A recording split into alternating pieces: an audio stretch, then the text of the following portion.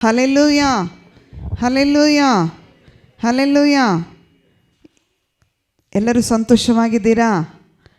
ತಿಂಗಳಿಗೊಮ್ಮೆ ಬರುವಂಥ ಮುಖಗಳು ಇದೆ. ಹಲ್ಲೆಲೂಯಾ, ದೇವರಿಗೆ ಸ್ತೋತ್ರ ಮಾಡುತ್ತೇನೆ. ಆದರೆ ಇವತ್ತು ದೇವರ ವಾಕ್ಯದಲ್ಲಿ ನಿಮ್ಮೊಂದಿಗೆ ಕರ್ತನು ನಿಮ್ಮನ್ನು ಸಂಪೂರ್ಣವಾಗಿ ತೃಪ್ತಿಪಡಿಸುತ್ತಾನೆ. ಹಲ್ಲೆಲೂಯಾ, ಕರ್ತನು ನಿಮ್ಮನ್ನು ಸಂಪೂರ್ಣವಾಗಿ ತೃಪ್ತಿಪಡಿಸುತ್ತಾನೆ. ಒಂದು ವೇಳೆ ನಾನು ನಿಮ್ಮನ್ನು ತೃಪ್ತಿಪಡಿಸಲಿಕ್ಕೆ ಹೋದರೆ ಅದು ಸಂಪೂರ್ಣ ಆಗಲ್ಲ. ಹಲ್ಲೆಲೂಯಾ. ಯಾವ ಮಕ್ಕಳು ತಂದೆ ತಾಯಿಗಳನ್ನು ತೃಪ್ತಿಪಡಿಸಲಿಕ್ಕೆ ಹೋದರೆ ತೃಪ್ತಿ ಪಡಲಿಕ್ಕೆ ಆಗಲ್ಲ. ಆದರೆ ದೇವರ ವಾಕ್ಯ ಹೇಳುತ್ತದೆ, ದೇವರನ್ನು ಹುಡುಕಿಕೊಂಡು ಬಂದವರು ಆತನಿಂದ ಆಶೀರ್ವದಿಸುವನೆಂದು ನಾವು ಸತ್ಯವೇದದಲ್ಲಿ ಓದುತ್ತೀವಿ. ಹಲ್ಲೆಲೂಯಾ.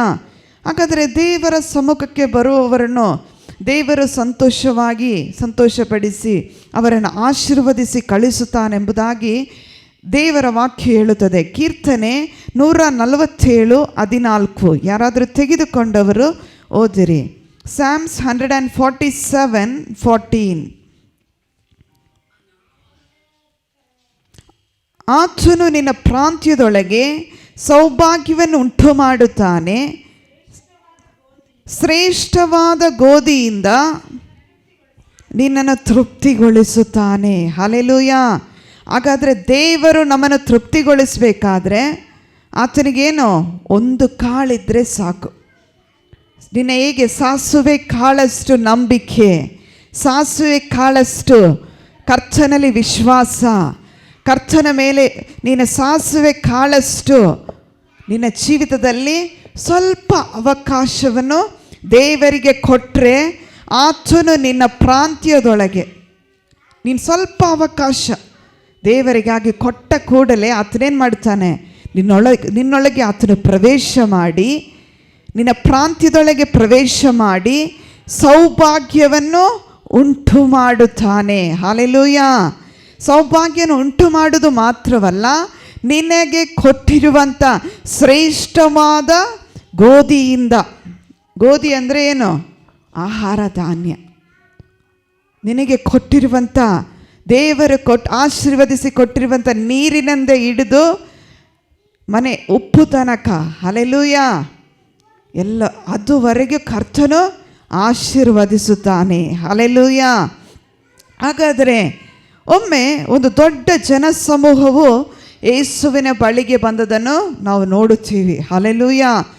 ಆದರೆ ಈ ಘಟನೆಯನ್ನು ಸತ್ಯವೇದದಲ್ಲಿ ನಾವು ನೋಡೋದಾದರೆ ಮತ್ತಾಯನ ಸುವಾರ್ತೆ 14ನೇ ಅಧ್ಯಾಯ 13ರಿಂದ 21 ವಾಕ್ಯಗಳನ್ನು ನಾವು ನೋಡೋಣ. ಹಲ್ಲೆಲೂಯಾ. ಹಾಗಾದರೆ ಈ ಸೌಭಾಗ್ಯವಾಗಿ ದೇವರು ಕರ್ತನು ನನ್ನನ್ನು ಮತ್ತು ನಿನ್ನನ್ನು ಸಂಪೂರ್ಣವಾಗಿ ತೃಪ್ತಿಪಡಿಸುತ್ತಾನೋ ಪಡಿಸಿದ್ದಾರ? ಇಂಥ ಘಟನೆಗಳು ಸತ್ಯವೇದಕ್ಕೆ ಅನುಸಾರವಾಗಿ ಇದೆಯಾ ಇಲ್ವಾ ಅಂಥೇಳಿ ದೇವರ ವಾಕ್ಯದ ಅನುಸಾರವಾಗಿ ನಾವು ಪರೀಕ್ಷೆ ಮಾಡಿ ನೋಡಿಕೊಳ್ಳೋಣ. Hallelujah, hallelujah. ಓದ್ರಿ ಮ್ಯಾಥ್ಯೂ ಚಾಪ್ಟರ್ 14:13-21. ಯೇಸು ಅದನ್ನು ಕೇಳಿ ದೋಣಿಯನ್ನು ಹತ್ತಿ ಆ ಸ್ಥಳವನ್ನು ಬಿಟ್ಟು ವಿಂಗಡವಾಗಿ ಅಡವಿಗೆ ಹೋದನು. ಇದನ್ನು ಕೇಳಿದ ಜನರು ಗುಂಪು ಗುಂಪಾಗಿ ತಮ್ಮ ತಮ್ಮ ಊರುಗಳಿಂದ ಕಾಲು ನಡಿಗೆಯಿಂದ ಆತನ ಹಿಂದೆ ಬಂದರು. ನೋಡ್ರಿ, ಮುಂದನೇ ಕಾರ್ಯ, ದೇವರ ಮಕ್ಕಳು ಆಶೀರ್ವದಿಸಲ್ಪಡಬೇಕಾದ್ರೆ ಮೊದಲು ಆತನ ಹಿಂದೆ ಗುಂಪು ಗುಂಪಾಗಿ, ಯಾವ ವಾಹನಗಳಿಲ್ಲ, ಯಾವ ಐಷಾರಾಮ ಕಾರುಗಳಿಲ್ಲ, ದೇವರ ಯಾವ ನಡಿಗೆಯಲ್ಲಿ ಬಂದರು ಅವರು? ಕಾಲು ನಡಿಗೆಯಲ್ಲಿ. ಹಲ್ಲೆಲೂಯಾ. ನೀನು ಎಷ್ಟೇ ದೂರ ಆಲಯವನ್ನು ಇರಲಿ, ನಿನ್ನ ಮನೆ ಎಷ್ಟೇ ದೂರ ಇರಲಿ ಪರವಾಗಿಲ್ಲ, ದೇವರಿಗೆ ಸ್ತೋತ್ರ ಮಾಡುತ್ತೀನಿ. ಹಲ್ಲೆಲೂಯಾ.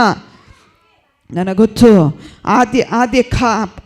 ಪ್ರಾರಂಭ ಕಾಲದಲ್ಲಿ ರಕ್ಷಣೆ ಹೊಂದಿದ ಸಮಯದಲ್ಲಿ ಹೆಚ್ಚು ಕಡಿಮೆ 5-6 ಕಿಲೋಮೀಟ್ರ್ ದೂರ ಯಾವ ವಾಹನ ಇಲ್ಲ. ಆರಾಧನೆ ಮಾಡಬೇಕಾದ್ರೆ 10 ಗಂಟೆಗೆ ಆರಾಧನೆ ಅಂದರೆ ಮನೆಯಿಂದ 6:30ಗೆ ಹೊರಡ್ತಿದ್ದೆ. 10 ಗಂಟೆಗೆ ಆರಾಧನೆಯಲ್ಲಿ ಇರಬೇಕಾದ್ರೆ 6:30ಯಿಂದ ಹೆಚ್ಚು ಕಡಿಮೆ 9:30, 10:30 ತನಕ ನಡಿಬೇಕು. ಹಲ್ಲೆಲೂಯಾ. ಚಿಕ್ಕ ಪ್ರಾಯದಲ್ಲಿ ಅಷ್ಟು ದೂರ ನಡ್ಕೊಂಡೋಗಿ ಕರ್ತನನ್ನು ಆರಾಧನೆ ಮಾಡಿ ತಿರುಗಿ ನಮ್ಮ ಮನೆಗೆ ಬರಬೇಕಾದ್ರೆ ರಿಟರ್ನ್ ಬರಬೇಕಾದ್ರೆ 2 ಗಂಟೆಗೆ ಆರಾಧನೆ ಮುಗೀತದೆ. 1:30, 2 ಗಂಟೆಗೆ ಆರಾಧನೆ ಮುಗೀತದೆ. ಮನೆಗೆ ತಿರುಗಿ ಬರೋದು ಎಷ್ಟು ಗಂಟೆ ಗೊತ್ತಾ? ತಿರುಗಿ 6:30. ಹಲ್ಲೆಲೂಯಾ. ಹಾಗಾದರೆ ಎಷ್ಟು ದೂರ ನಡೆದಿರ್ತೀವಿ ಲೆಕ್ಕ ಹಾಕ್ತೀರಾ? ಆ ರೀತಿ ನಡೆದದ್ರಿಂದಲೇ ಈ ಕಾಲುಗಳು ಇವತ್ತು ಕರ್ತನ ಮುಂದೆ ನಿಂತಿದೆ. ಹಲ್ಲೆಲೂಯಾ.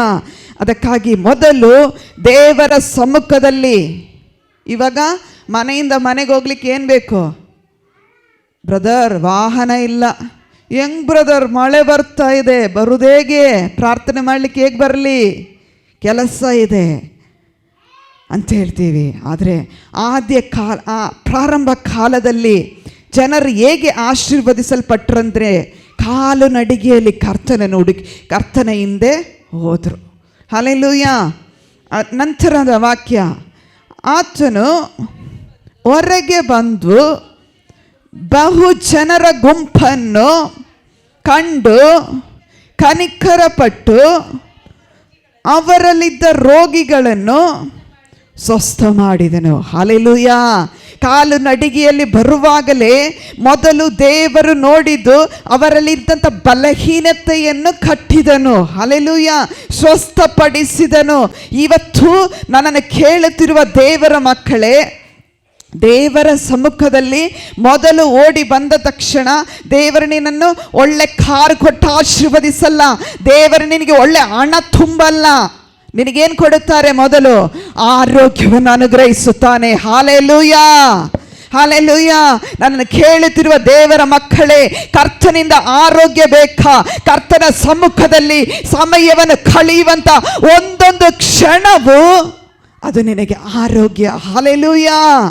ಅದಕ್ಕಾಗಿ ಹೇಳುತ್ತಾನೆ, ಸಂಜೆಯಾದಾಗ ಶಿಷ್ಯರು ಆತನ ಬಳಿಗೆ ಬಂದು, ಇದು ಅಡವಿಯ ಈ ಹೊತ್ತು ಹೋಗಿ ಈ ಗುಂಪಿಗೆ ಅಪ್ಪಣೆ ಕೊಡು. ಹಲ್ಲೆಲೂಯಾ. ಇವತ್ತು ಮನೆಯಲ್ಲಿರುವಂಥ ಸ್ತ್ರೀಯರಿಗೆ ನಾನು ಹೇಳುತ್ತೇನೆ, ಅಕ್ಕಪಕ್ಕದಲ್ಲಿ ಹೋಗಿ ಅವರು ಹೀಗೆ ಇವರು ಹೀಗೆ ಅಂತ ಮಾತನಾಡಿಕೊಳ್ಳಿ ಕುಳಿತುಕೊಳ್ಳುವುದಲ್ಲ. ಸಮಯ ಸಿಕ್ಕಿದರೆ ನಿಮ್ಮ ಕಾಲು ನಡಿಗೆಯಲ್ಲಿ ಹೋಗಿ ಕರ್ತನ ಸಮ್ಮುಖದಲ್ಲಿ ಅವರ ಕುಟುಂಬಕ್ಕಾಗಿ ಪ್ರಾರ್ಥನೆ ಮಾಡಿರಿ. ಹಲ್ಲೆಲೂಯಾ. ಈ ಬ್ಯಾಂಗ್ಳೂರಲ್ಲಿ ಸೇವೆಗೆ ಪ್ರಥಮ ಬಾರಿ ಎಲ್ಲ ಮುಗಿಸ್ಕೊಂಡು ಬೈಬಲ್ ಕಾಲೇಜ್ ಮುಗಿಸ್ಕೊಂಡು ಬಂದಾಗ ಮೊದಲನೇ ಕಾರ್ಯ ಏನು ಮಾಡಿದೆ ಗೊತ್ತಾ? ದೇವರ ಸೇವಕಿಯರೊಂದಿಗೆ ಹೊರಟು ಹೋಗ್ತಿದ್ದೆ. ಹಲ್ಲೆಲೂಯಾ. ನನ್ನ ತಂದೆ ತಾಯಿ ಹತ್ರ ಕೇಳ್ರಿ, ನಾನು ಯಾವತ್ತೂ ಮನೆಯಲ್ಲಿ ಹಗಲಲ್ಲಿ ಕುಳಿತುಕೊಳ್ಳಲ್ಲ. ಮನೆಯಲ್ಲಿ ನಾನು ಪ್ರಾರ್ಥನೆ ಮುಗಿಸಿ ಅವರೊಟ್ಟಿಗೆ ಅವರ ಕೆಲಸ ಕಾರ್ಯಗಳ ಮುಗಿಸಿ 10 ಗಂಟೆಗೆಲ್ಲ ಅವರ ಮನೆಗೆ ಹೋಗ್ತಿದ್ದೆ. ವಿಶ್ವಾಸಿಗಳ ಮನೆಗೆ ಹೋಗ್ಬಿಟ್ಟು ಪ್ರಾರ್ಥನೆ ಮಾಡಿ ಅವ್ರೇನಾದರೂ ನೀರು ಕೊಟ್ಟರೆ ಕುಡ್ಕೊಂಬರ್ತೀವಿ, ಇಲ್ಲದಿದ್ದರೆ ಏನು ಇಲ್ಲದ್ರೆ ತಿರುಗಿ ಹಂಗೆ ಬರ್ತೀವಿ. 10 ರೂಪಾಯಿ ಬಿಸ್ಕೆಟ್ ತೊಗೊಳ್ತೀವಿ, ತಿನ್ಕೊಂಡು ತಿರುಗಿ ಮನೆಗೆ ಬಂದು ಊಟ ಮಾಡ್ತೀನಿ. ಹಲ್ಲೆಲೂಯಾ. ಆ ರೀತಿ ಪ್ರಾರ್ಥನೆ ಮಾಡಬೇಕು. ಕಾಲ್ನಡಿಗೆಯಲ್ಲಿ ಮೊದಲು ಕಾಲ್ನಡಿಗೆಯಲ್ಲಿ ಹೋದ ತಕ್ಷಣ ದೇವರು ನಿನಗೆ ಸ್ವಸ್ಥತೆಯನ್ನು ನೀಡುತ್ತಾನೆ. ಎರಡನೇದು, ದೇವರು ನಿನ್ನಲ್ಲಿರುವಂಥ ನೀನು ಇದು ಅಡವಿಗೆ ಈ ಹೊತ್ತು ಹೋಯಿತು, ಈ ಗುಂಪಿನಿಗೆ ಅಪ್ಪಣೆ ಕೊಡು, ಅವರು ಹಳ್ಳಿಗಳಿಗೆ ಹೋಗಿ ಆಹಾರ ಪದಾರ್ಥಗಳನ್ನು ಕೊಂಡುಕೊಳ್ಳಲಿ ಎಂದು ಹೇಳಿದಾಗ ಯೇಸು ಅವರು ಹೋಗುವುದಕ್ಕೆ ಅಗತ್ಯವಿಲ್ಲ. ಹಲ್ಲೆಲೂಯಾ. ನೀನೆಲ್ಲಿ ಹೋಗ್ಬೇಡ್ರಿ.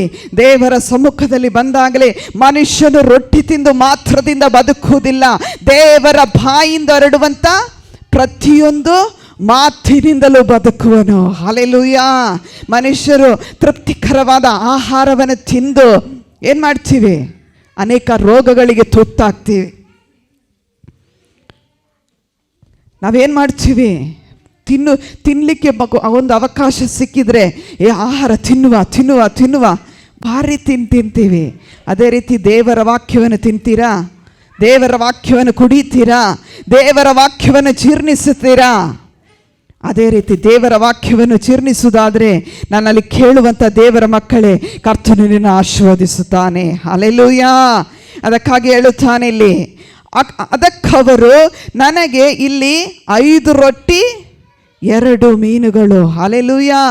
ಅಷ್ಟು ದೊಡ್ಡ ಗುಂಪಿಗೆ ಆಹಾರ ಕೊಡಲಿಕ್ಕೆ ಯೇಸು ಕ್ರಿಸ್ತನು ಹಿಂದೆ ಹೋದಂಥ ಜನರಲ್ಲಿ ಎಲ್ಲಿ ಹೋಗಿ ತರಲಿ? ಆತನಿಗೇನಿತ್ತು? ಯಾವುದೇ ಒಂದು ಅವಕಾಶ ಇರಲಿಲ್ಲ. ಯಾರ ಹತ್ರ ಹೋಗಿ ಹಳ್ಳಿ ಪಳ್ಳಿಗೆ ಹೋಗಿ ಮನೆಗಳಲ್ಲಿ ಕೇಳಲ್ಲ. ದೇವರು ಭಿಕ್ಷೆ ಬೇಡಲಿಕ್ಕೆ ಬಿಟ್ಟಿಲ್ಲ ನೋಡ್ರಿ. ಅದರಲ್ಲಿ ಆ ಗುಂಪಿನಲ್ಲಿ ಒಬ್ಬ ತಂದೆ ತಾಯಿಗೆ ಒಬ್ಬ ಮಗನಿಗೆ ತಾಯಿ ಕೊಟ್ಟಂಥ ಆಹಾರ 5 ರೊಟ್ಟಿ 2 ಮೀನು. ಹಲ್ಲೆಲೂಯ. ಶಿಷ್ಯರು ಕೇಳುತ್ತಿರುವಾಗ ಒಬ್ಬ ಮಗುನ ಎದ್ದೇಳ್ತಾನೆ, ನನ್ನಮ್ಮ ನನಗೆ 5 ರೊಟ್ಟಿಯನ್ನು ಮಾತ್ರ 2 ಮೀನನ್ನು ಕೊಟ್ಟಿದ್ದಾರೆ. ಇದನ್ನು ದೇವರಿಗೆ ಶಿಷ್ಯರಿಗೆ ಕೊಟ್ಟ ಕೂಡಲೇ ಮತ್ತೇನೂ ಇಲ್ಲ ಅನ್ನಲಾಗಿ ಆತನು ಅವುಗಳನ್ನು ಇಲ್ಲಿ ನನಗೆ ತಂದು ಕೊಡಿರಿ, ದೇವರಿಗೆ ತಂದು ಕೊಡಿರಿ. ಇರುವುದರಲ್ಲಿ ಆಶೀರ್ವದಿಸುವ ದೇವರು. ಹಲ್ಲೆಲೂಯ.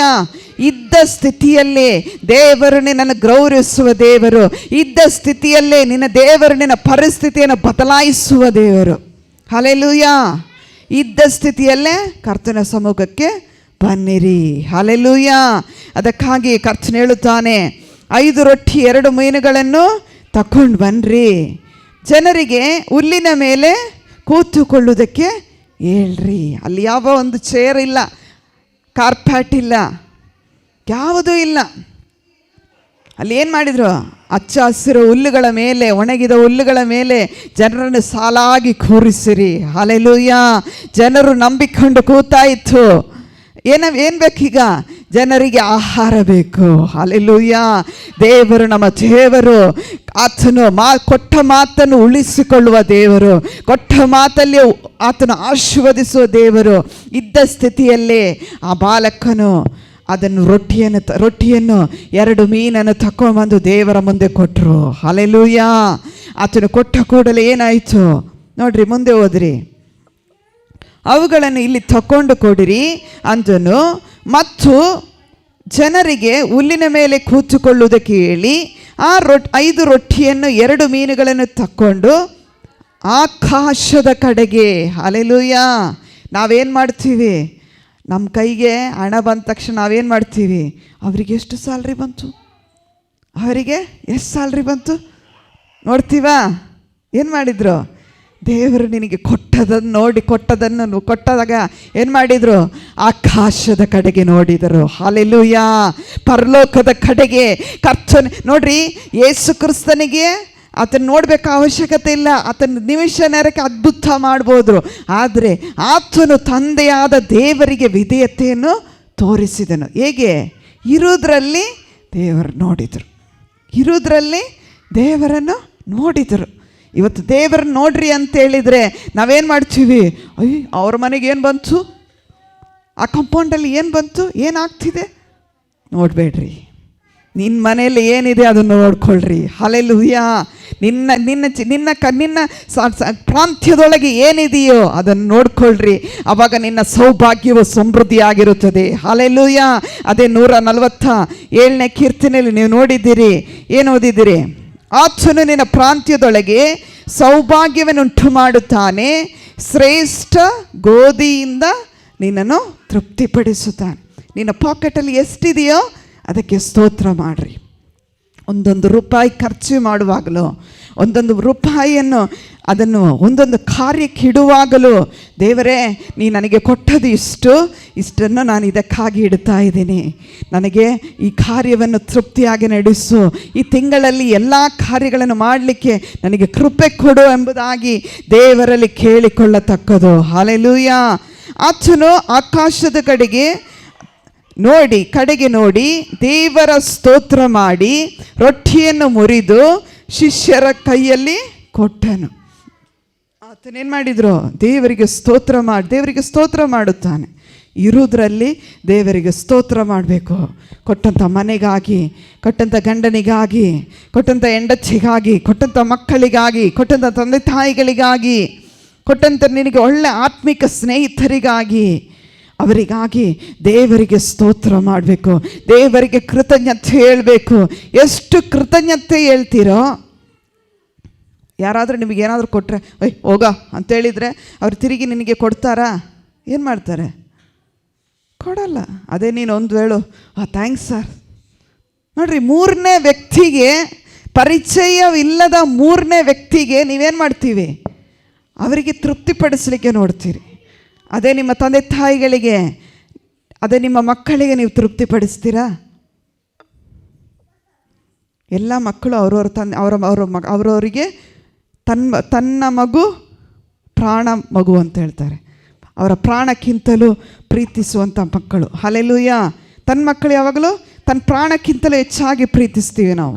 ನಮ್ಮ ಪ್ರಾಣಕ್ಕಿಂತಲೂ ಹೆಚ್ಚಾಗಿ ಅವರಿಗೆ ಎಲ್ಲವನ್ನು ಕೊಡಬೇಕೆಂಬುದಾಗಿ ಬಯಸ್ತೀವಿ. ಆದರೆ ನಮ್ಮ ತಂದೆ ತಾಯಿಗಳಿಗೆ ನಾವು ಮೂರನೇದು, ನಮ್ಮ ಆಫೀಸುಗಳಲ್ಲಿ ನಮಗೆ ಒಳ್ಳೆ ಕೆಲಸ ನಿಲ್ಲುವುದಕ್ಕಾಗಿ, ನಮ್ಮ ಕೆಲಸ ಸೆಕ್ಯೂರ್ ಆಗೋದಕ್ಕಾಗಿ, ನಮ್ಮ ಒಂದು ಅಧಿಕಾರಿಗೆ ಅವ್ರ ಬಗ್ಗೆ ನಮಗೇನು ಗೊತ್ತಿಲ್ಲ, ಅಧಿಕಾರಿ ಹಿಂದೆ ಮುಂದೆ ಏನು ಗೊತ್ತಿಲ್ಲ, ಆದರೆ ಅವರು ನಮಗೆ ಅಧಿಕಾರಿ ಆಗಿದ್ದಾರಂತ ಮಾತ್ರ ಗೊತ್ತು. ಅವರ ಸ್ವಭಾವ ಏನಂತ ಗೊತ್ತಿಲ್ಲ. ಆದರೆ ನನಗೂ ಮತ್ತು ನಿನಗೆ, ನನ್ನನ್ನು ಮತ್ತು ನಿನ್ನನ್ನು ಉಂಟು ಮಾಡಿದ ತಂದೆ ತಾಯಿಗೆ ಅವ್ರಿಗೇನು ಮಾಡ್ತೀವಿ? ಅವರ ಕುರಿತು ನಮಗೆ ಚೆನ್ನಾಗಿ ಗೊತ್ತು.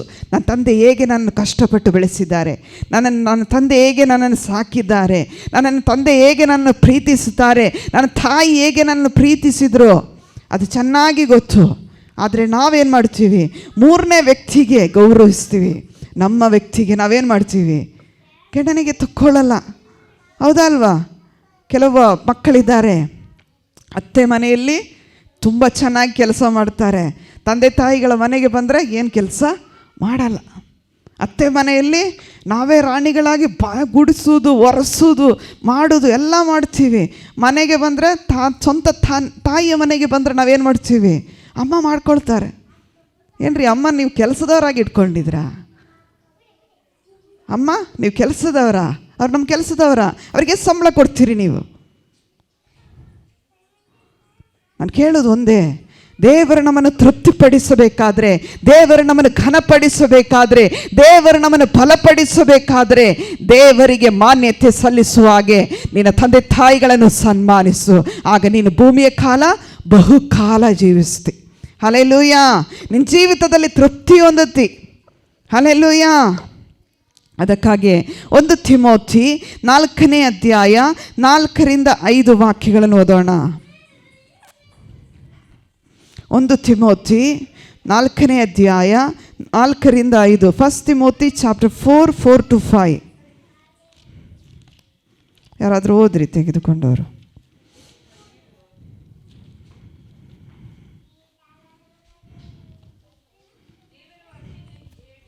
ದೇವರ ವಾಕ್ಯವನ್ನು ಕೇಳಿ ಪ್ರಾರ್ಥಿಸುವುದರಿಂದ, ಅದು 1 ತಿಮೋಥಿ 4:4-5. ಆತನು ಉಂಟು ಮಾಡಿದೆಲ್ಲವೂ ಒಳ್ಳೆಯದೇ. ದೇವರ ಸ್ತೋತ್ರ ಮಾಡಿ ತೆಗೆದುಕೊಳ್ಳುವ ಪಕ್ಷಕ್ಕೆ ಯಾವುದನ್ನು ನಿಷೇಧವೆಂದು ಹೇಳತಕ್ಕದಲ್ಲ. ದೇವರ ವಾಕ್ಯವನ್ನು ಹೇಳಿ ಪ್ರಾರ್ಥಿಸುವುದರಿಂದ ಅದು ಪವಿತ್ರವಾಗುತ್ತದಲ್ಲ. ಹಲ್ಲೆಲೂಯಾ. ನಾನು ಬಾಲ್ಯ ವಯಸ್ಸಿನಲ್ಲೇ ನಾನು ಹಾಸ್ಟೆಲ್ ಜೀವಿತದಲ್ಲೇ ನಾನು ಜೀವಿಸ್ತಾ ಇದ್ದೆ. ಆವಾಗ ನಾನು ಕೊಡುವಂಥ, ನಮಗೆ ಎಷ್ಟು ಬೇಕಾದರೂ ತಿನ್ಬೋದು, ಆಹಾರಕ್ಕೆ ಯಾವ ಕೊರತೆ ಇಲ್ಲ. ದೇವರು ಸಮೃದ್ಧಿಯಾಗಿ ಕೊಟ್ಟರು. ಹಲ್ಲೆಲೂಯಾ. ಕೆಲವೊಂದು ಸಮಯದಲ್ಲಿ ನಮಗೆ ಹೇಳಲಿಕ್ಕಾಗದ ಬೆಳೀತಾ ಬಂದು ಬೇರೆ ಬೇರೆ ಕಡೆಗಳಿಗೆ ಕಲೀಲಿಕ್ಕೆ ಹೋದಾಗ ಕೆಲವು ಕಡೆಗಳಲ್ಲಿ ನಮಗೆ ಸಿಕ್ಕಿದ ಅನುಭವ ಏನೆಂದರೆ, ಅವರು ನಮಗೆ ಆಹಾರ ಕೊಡುತ್ತಿದ್ದರು. ದಣಿ ಕೊಟ್ಟರು ಆಳು ಕೊಡಲ್ಲ ಅಂತೇಳಿದಾಗೆ ದಣಿ ಚೆನ್ನಾಗಿ ನಮ್ಮನ್ನು ಪೋಷಿಸ್ತಿದ್ದರು. ಆದರೆ ಆಳುಗಳು ಏನು ಮಾಡ್ತಾರೆ ಗೊತ್ತಾ? ಹಾಕುವಾಗ ಪಾರ್ಸಲಿಟಿ ಮಾಡ್ತಾರೆ. ಅವರಿಗೆ ಸ್ವಲ್ಪ ಜಾಸ್ತಿ ಹಾಕ್ತಾರೆ, ಇವರಿಗೆ ಸ್ವಲ್ಪ ಕಡಿಮೆ ಹಾಕ್ತಾರೆ. ಆಳೇನು ಮಾಡ್ತಾರೆ? ದಣಿ ಬಹಳ ವಿಶಾಲ ಮನಸ್ಸಿನಿಂದ ಕೊಡ್ತಾರೆ. ಆಳುಗಳೇನು ಮಾಡ್ತಾರೆ? ಕಮ್ಮಿಯಾಗಿ ಕೊಡಲಿಕ್ಕೆ ನೋಡ್ತಾರೆ. ಹಲ್ಲೆಲೂಯಾ. ಆದರೆ ದಣಿ ಯಾವಾಗಲೂ ಹೇಳ್ತಾರೆ, ಹೊಟ್ಟೆ ತುಂಬ ಕೊಡ್ರಿ, ಅವರಿಗೆ ಹೊಟ್ಟೆ ತುಂಬ ಕೊಡ್ರಿ ಅಂತೇಳಿ. ಆದರೆ ಆಳೇನು ಮಾಡ್ತಾರೆ ಅಂದರೆ ಅಲ್ಪ ಸ್ವಲ್ಪ ಇದು ಮಾಡ್ತಿದ್ರು. ಆವಾಗ ನಾನು ಭಾಳ ಬೇಸರಗೊಳ್ತಿದ್ದೆ. ನಾನು ದೇವರ ಹತ್ರ ಪ್ರಾರ್ಥನೆ ಮಾಡ್ತಿದ್ದೆ. ತಟ್ಟೆಗೆ ಆಹಾರ ಬಂದ ತಕ್ಷಣ ನಾವೆಲ್ಲರೂ ಪ್ರಾರ್ಥನೆ ಮಾಡ್ತೀವಿ, ಆದರೆ ನಾನು ಪ್ರಾರ್ಥನೆ ಮಾಡ್ತಿದ್ದೆ, ದೇವರೇ ನೆಕ್ಸ್ಟು ಹೊತ್ತು ಬರುವ ತನಕ ಹಸಿವೆ ಆಗಬಾರ್ದು. ಹಲ್ಲೆಲೂಯಾ. ನೆಕ್ಸ್ಟು ಹೊತ್ತು ತಿನ್ನುವ ತನಕ ನನಗೆ ಹಸಿವೆ ಆಗಬಾರ್ದು, ಬಲಹೀನತೆ ಆಗಬಾರ್ದು. ನಾನು ಯಾರ ಬಳಿಯಲ್ಲಿ ಕಂಪ್ಲೇಂಟ್ ಮಾಡ್ತಾ ಇಲ್ಲ, ಆದರೆ ನಾನು ನಿನ್ನಲ್ಲಿ ಕೇಳಿಕೊಳ್ಳಿದ್ರೆ ನನ್ನ ತಟ್ಟೆಗೆ ಎಷ್ಟು ಬಂದಿದೆಯೋ ಅದರಲ್ಲೇ ನನ್ನನ್ನು ತೃಪ್ತಿಪಡಿಸು. Hallelujah, hallelujah. ದೇವರು ಖಂಡಿತವಾಗಿಯೂ ಈ ಪ್ರಾರ್ಥನೆ ದೇವರು ನನ್ನನ್ನು ಅನೇಕ ವರ್ಷಗಳು ಕೇಳಿದ್ದಾರೆ. ಅನೇಕ ದಿವಸಗಳು ನನ್ನ ಬಾಲ್ಯ ಜೀವಿತದಲ್ಲಿ ನಾನು ಅಷ್ಟು ಅನುಭವಿಸಿಲ್ಲ. ತೃಪ್ತಿಯಾಗಿ ತಿಂತಾ ಬೆಳೀತಾ ಸ್ವಲ್ಪ ಹೊಟ್ಟೆಗೆ ಸ್ವಲ್ಪ ಜಾಸ್ತಿ ಬೇಕಾಗಿರ್ಬೋದು. ಆದರೂ ಕೂಡ ನಾನು ದೇವರಲ್ಲಿ ಬೇಡಿಕೊಂಡದು, ದೇವರೇ ತಟ್ಟೆಗೆ ಎಷ್ಟು ಬಂದಿದೆಯೋ ಅದನ್ನು ಸ್ತೋತ್ರ ಮಾಡುತ್ತಿದ್ದೆ. ದೇವರೇ ಇದನ್ನು ತಿಂದಾಗ ನೆಕ್ಸ್ಟ್ ಹೊತ್ತುವರೆಗೂ ನನಗೆ ಹಸಿವೆ ಆಗಬಾರದು. ಇದೇ ಆಹಾರ ನಾನಿವತ್ತು ಇಷ್ಟು ಚೆನ್ನಾಗಿ ರುಚಿಯಾಗಿ ತಿಂತೀನಿ. ನನ್ನ ತಂದೆ ತಾಯಿಗಳು ಎಷ್ಟೋ ದೂರದಲ್ಲಿದ್ದಾರೆ, ಅವರಿಗೆ ತೃಪ್ತಿಯಾದ ಆಹಾರ ಕೊಡು. ಹಲ್ಲೆಲೂಯಾ. ದೇವರು ನಮ್ಮನ್ನು ತೃಪ್ತಿಪಡಿಸಲಿಕ್ಕೆ ಬಯಸಿದರೆ ನನ್ನ ಪ್ರಿಯ ಸಹೋದರ ಸಹೋದರಿ, ಕರ್ತನು ಆತನು ಹೇಗೆ ತೃಪ್ತಿಪಡಿಸ್ತಾನೆಂದರೆ ಸಂಪೂರ್ಣವಾಗಿ ತೃಪ್ತಿಪಡಿಸುತ್ತಾನೆ. ಹಲ್ಲೆಲೂಯಾ. ಸಂಪೂರ್ಣವಾಗಿ, ಅರ್ಧಬರ್ಧವಾಗಿ ತೃಪ್ತಿಪಡಿಸುವುದಿಲ್ಲ. ಅದಕ್ಕಾಗಿಯೇ ಆತನು ಉಂಟು ಮಾಡಿದೆಲ್ಲವೂ ಒಳ್ಳೆಯದೇ. ನಿನಗಿದೇನೇನು ದೇವರು ಕೊಟ್ಟಿದ್ದಾರೋ, ಏನೇನು ಅನುಕೂಲವಾಗಿ ಒದಗಿಸಿದ್ದಾರೋ, ಏನೇನು ಕಾರ್ಯಗಳು ಕೊಡುತ್ತಾ ಬಂದಿದ್ದಾರೋ, ಅದಕ್ಕಾಗಿ ಏನು ಮಾಡಬೇಕು? ದೇವರಿಗೆ ಸ್ತೋತ್ರ ಮಾಡಬೇಕು. ಗುಣಗುಟ್ಟಬೇಡ್ರಿ. ಸತ್ಯ ಹೇಳ್ತೀನಿ, ಗುಣಗುಟ್ಟಿದ್ರೆ ದೇವರು ಕೊಟ್ಟದನ್ನು ಹಾಗೇ ತಗೊಳ್ತಾರೆ, ಹಿಂದೆ ತಗೊಳ್ತಾರೆ. ಗುಣಗುಟ್ಲಿಕ್ಕೆ ಹೋಗಬೇಡ್ರಿ. ದೇವರು ಕೃತಜ್ಞತಾ ಸ್ತುತಿ ಮಾಡಿ ತಿನ್ನುವುದಕ್ಕೋಸ್ಕರ ದೇವರ ಸಕಲ ವಿಧವಾದ ಆಹಾರವನ್ನು ಉಂಟು ಮಾಡಿದನು. ಎಲ್ಲ ಆಹಾರಗಳನ್ನಾಗಲಿ ಎಲ್ಲ ಕಾರ್ಯಗಳನ್ನಾಗಲಿ ದೇವರು ನಮಗೆ ಅನುಕೂಲವಾಗಿ ಸೇವಿಸಿ ತೃಪ್ತಿಯಾಗಿ ಸಂತೋಷವಾಗಿ ಆಶೀರ್ವಾದ ಹೊಂದ್ರಿ ಎಂಬುದಾಗಿ ದೇವರು ನಮಗೆ ಕೊಟ್ಟಿದ್ದಾನೆ. ಹಲ್ಲೆಲೂಯಾ. ದೇವರ ಸ್ತೋತ್ರ ಮಾಡಿ ತೆಗೆದುಕೊಳ್ಳುವ ಪಕ್ಷದಲ್ಲಿ ನೋಡ್ರಿ, ನೀವು ತಿನ್ನುವ ಆಹಾರ ಆಗಲಿ, ನೀರಾಗಲಿ, ದೇವರು ಕೊಡುವಂಥ ಯಾವುದೇ ಕಾರ್ಯಗಳಾಗಲಿ ದೇವರಿಗೆ ಸ್ತೋತ್ರ ಮಾಡಿ ತಿನ್ನುವ ಪಕ್ಷದಲ್ಲಿ ಯಾವುದು ನಿಷೇಧವೆಂದು ಹೇಳತಕ್ಕದಲ್ಲ. ಹಲ್ಲೆಲೂಯಾ. ನಮ್ಮ ಜೀವಿತದಲ್ಲಿ ಯಾವುದು ನಿಷೇಧವಾದುದಲ್ಲ. ದೇವರ ವಾಕ್ಯವನ್ನು ಹೇಳಿ ಪ್ರಾರ್ಥಿಸುವುದರಿಂದ ಅದು ಆಗುತ್ತದಲ್ಲ. ಹಲ್ಲೆಲೂಯಾ. ದೇವರ ವಾಕ್ಯದಿಂದ ದೇವರ ವಾಕ್ಯನ ಹೇಳಿ ಸ್ತೋತ್ರ ಮಾಡಬೇಕು.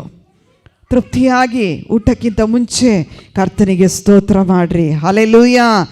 ಆ ರೀತಿ ಮಾಡುವಾಗ ದೇವರು ನಮ್ಮನ್ನು ಆಶೀರ್ವದಿಸುವ ದೇವರು. ಹಲ್ಲೆಲೂಯಾ. ಆ ತೃಪ್ತಿ ನಮ್ಮ ತಲೆಮಾರುಗಳು ಆಶೀರ್ವದಿಸಲ್ಪಡುತ್ತದೆ.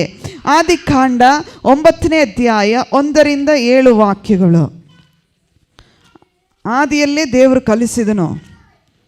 ಆದಿಕಾಂಡ, ಜೆನೆಸಿಸ್ ಚಾಪ್ಟರ್ 9 1-7. ದೇವರು ನೋಹನನ್ನು ಅವನ ಮಕ್ಕಳನ್ನು ಆಶೀರ್ವದಿಸಿದನು. ಅವರಿಗೆ ಬಹು ಸಂತಾನವುಳ್ಳವರಾಗಿ ಹೆಚ್ಚಿಸಿರಿ, ಭೂಲೋಕದಲ್ಲೆಲ್ಲ ತುಂಬಿಕೊಳ್ಳ್ರಿ, ಭೂಮಿಯ ಮೇಲಿರುವ ಎಲ್ಲ ಮೃಗಗಳು, ಆಕಾಶದ ಎಲ್ಲ ಪಕ್ಷಿಗಳು, ನೆಲದ ಮೇಲೆ ಹರಿದಾಡುವ ಎಲ್ಲ ಕ್ರಿಮಿಕೀಟಗಳು, ಸಮುದ್ರದ ಮೀನುಗಳು ನಿಮಗೆ ಬೆದರಿ ಹಂಚಿಕೊಳ್ಳುವವು.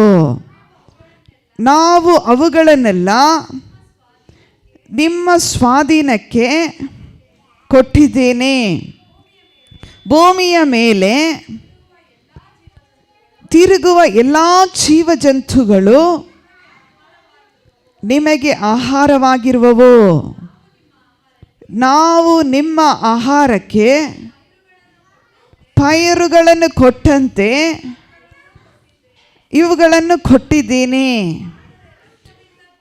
ಆದರೆ ರಕ್ತದಿಂದ ಕೂಡಿರುವ ಮಾಂಸವನ್ನು ತಿನ್ನಬಾರದು. ರಕ್ತವು ಜೀವವಷ್ಟೇ. ಹಲ್ಲೆಲೂಯಾ. ನೋಡ್ರಿ, ನಾನು ಈಗಷ್ಟೇ ಹೇಳಿದೆ, ನೀವು ತೆಗೆದುಕೊಳ್ಳುವಂಥ ಆಹಾರ ನೀರುಗಳನ್ನು ಅಥವಾ ಯಾವುದೇ ವಸ್ತುಗಳನ್ನು ಕರ್ತನಿಗೆ ಸ್ತೋತ್ರ ಮಾಡುತ್ತಾ ಇದ್ದರೆ ನಿಮ್ಮ ತಲೆಮಾರುಗಳು ಆಶೀರ್ವದಿಸಲ್ಪಡುತ್ತದೆ ಅಂತೇಳಿ.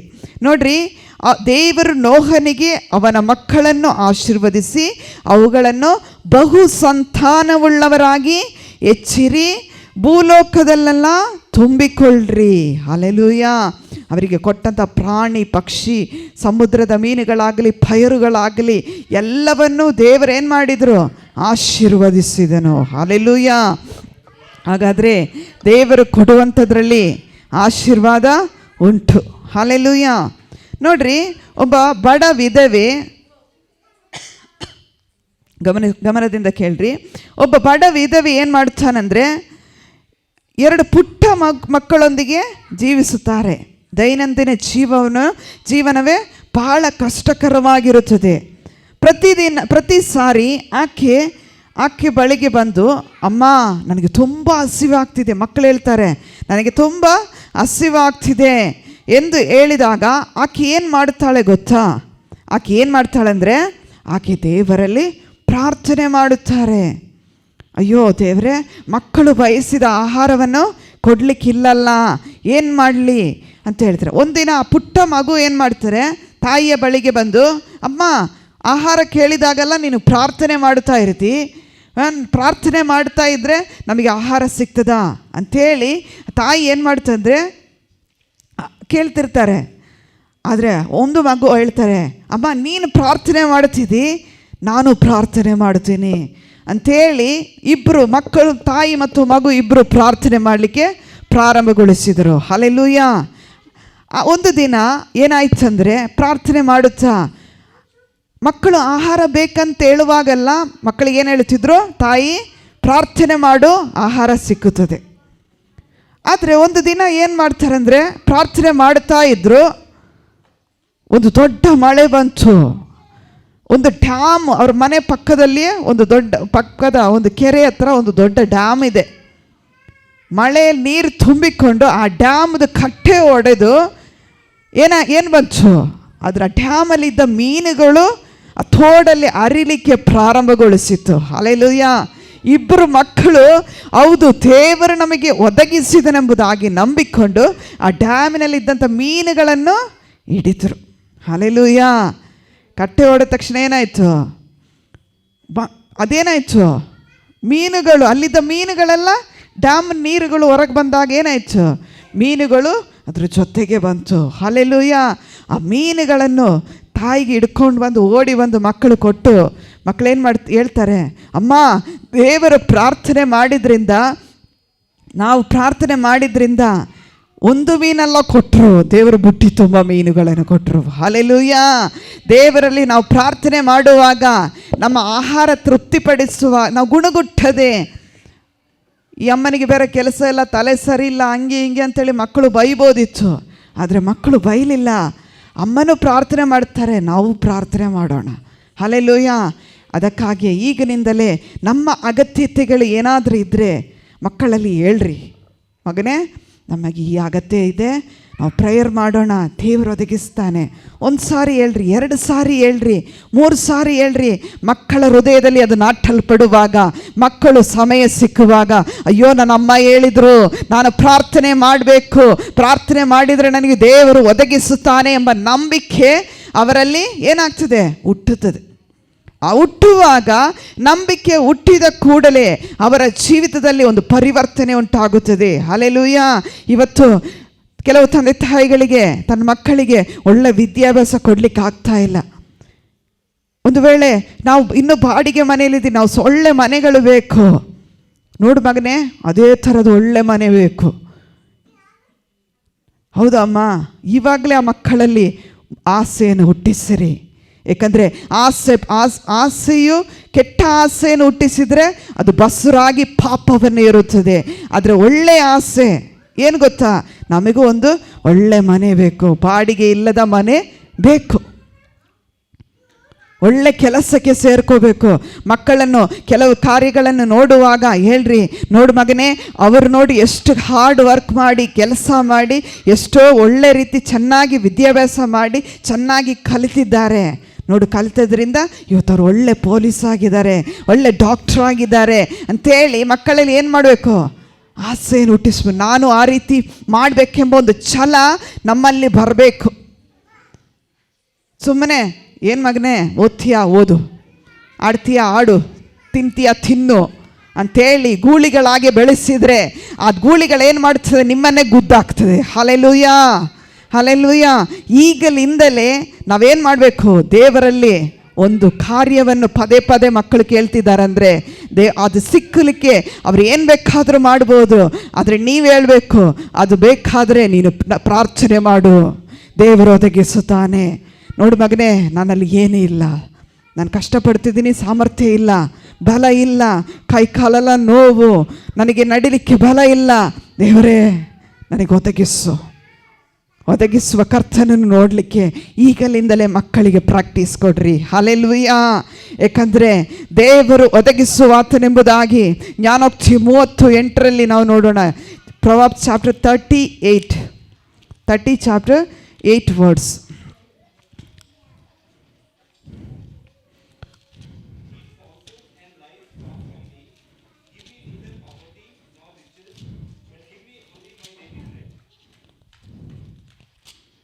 ಹಲ್ಲೆಲೂಯಾ. ಕನ್ನಡದಲ್ಲಿ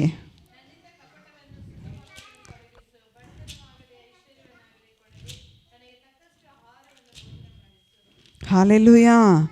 ದೇವರೇನು ಅಲ್ಲಿ ಏನು ಕೇಳಿದ್ದಾರೆ, ತಕ್ಕಷ್ಟು ಆಹಾರವನ್ನು ಕೊಡು. ಹಲ್ಲೆಲೂಯಾ. ನನ್ನಿಂದ ಕಪಟವನ್ನು ಸುಳ್ಳನ್ನು ತೊಲಗಿಸು. ಕಪಟ ಬೇಡ ಮಕ್ಕಳಿಗೆ. ನಮ್ಮ ಕಪಟದಿಂದ ಮಾಡುವಂಥ ಕಾರ್ಯಗಳು ಬೇಡ, ಕಲಿಸೋದು ಬೇಡ. ನಾವು ಸುಳ್ಳು ಮಾತನ್ನಾಗಲಿ, ಇವತ್ತು ಮಗನೇ 10 ವರ್ಷ ಆದಮೇಲೆ ಅಂಬಾನಿಯಾಗಿ ನೀನು ಒಳ್ಳೆ ಕಾರ್ ತಗೊಳ್ತೀಯ ಅಂತ ಹೇಳೋದು ಬೇಡ. ಈಗಲೇ ಕರ್ತನಲ್ಲಿ ಆವಾಗ ತಗೊಳ್ತಂತೆ, ಅದು ಬಿಡಿ, ಅದು ನೆಕ್ಸ್ಟ್ 10 ವರ್ಷದಲ್ಲಿ ನೀನು ಸಾಧಿಸಬೇಕಾದದ್ದು ಅನೇಕ ಇದೆ. ದೇವರಲ್ಲಿ ಪ್ರಾರ್ಥಿಸು, ದೇವರು ಒದಗಿಸುತ್ತಾನೆ ಅಂತೇಳಿ ಕಲಿಸುವುದು ಬಹಳ ಪ್ರಾಮುಖ್ಯತೆ. ಹಲ್ಲೆಲೂಯಾ. ಬಡತನವಾಗಲಿ ಐಶ್ವರ್ಯವನ್ನಾಗಲಿ ಕೊಡದೆ ನನಗೆ ತಕ್ಕಷ್ಟು ಆಹಾರವನ್ನು ಭೋಜನ ಮಾಡಿಸು.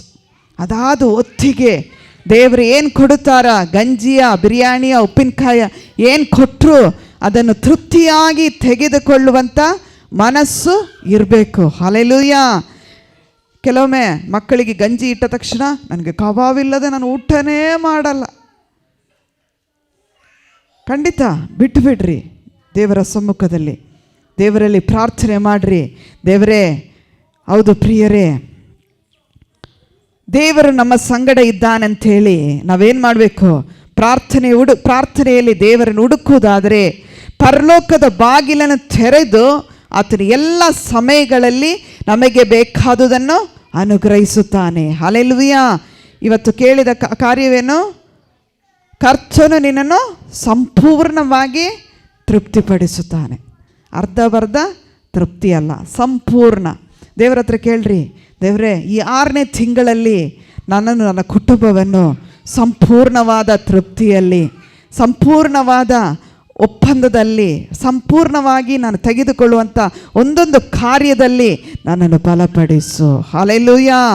ದೇವರು ಕೊಟ್ಟದೆಲ್ಲವೂ ಸಂಪೂರ್ಣವಾಗಿದೆ. ಇವತ್ತು ಕರ್ತನ ಭೋಜನ ಸಂಸ್ಕಾರ ಇರೋದ್ರಿಂದ ನಾವೆಲ್ಲರೂ ವಾಕ್ಯಕ್ಕಾಗಿ ಎಲ್ಲರೂ ದೇವರಿಗೆ ಸ್ತೋತ್ರ ಮಾಡೋಣ. ಎಲ್ಲರೂ ಎದ್ದು ನಿಂತುಕೊಳ್ಳೋಣ. ದೇವರೇ ಸ್ತೋತ್ರ, ಸ್ತೋತ್ರ, ಸ್ತೋತ್ರ.